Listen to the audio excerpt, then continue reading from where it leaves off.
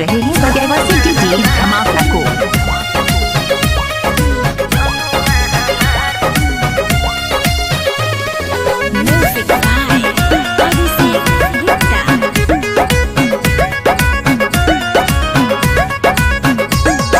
कौना के बल पो छौकेलू हमरा के देखते फौकेलू।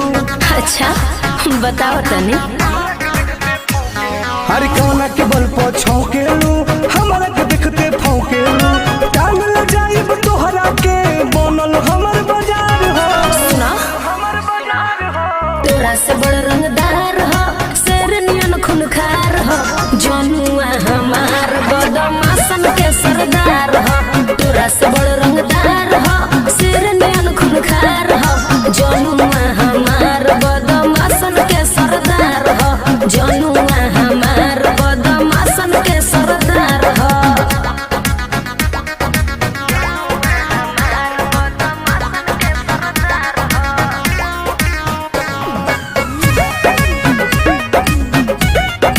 इलाका किसी का हो धमाका दिवाकर दीवाना भाई का ही होगा। हमरा के काहे तू हल्का में अकेला प्यार न करेलू तो काहे ऐसे ताकेलू। तो का करी अखिया बंद कर ले।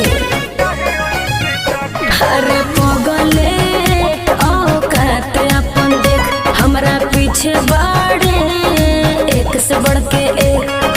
हमरा लगे बोलो काऊ कौन स्टार हो।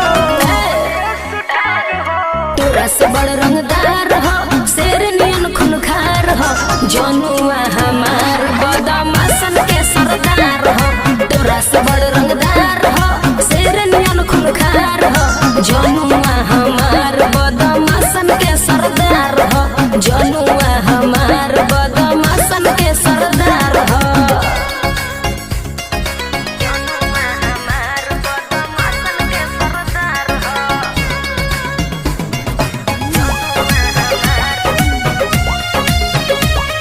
अभी सुन रहे दिवाकर दीवाना भाई।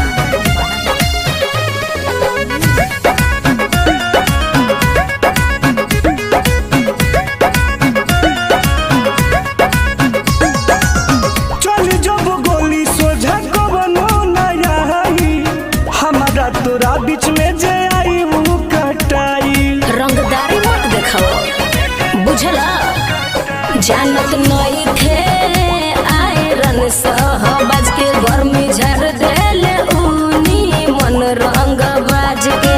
कह दिहे अजमाली टुन टुन यादो नाम हमार हो।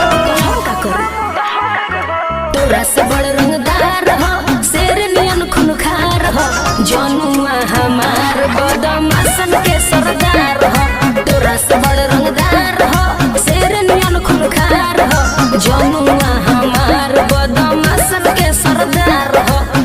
आप सुन रहे हैं दिवाकर दीवाना भाई को ग्राम बगीवा जिला मधुबनी।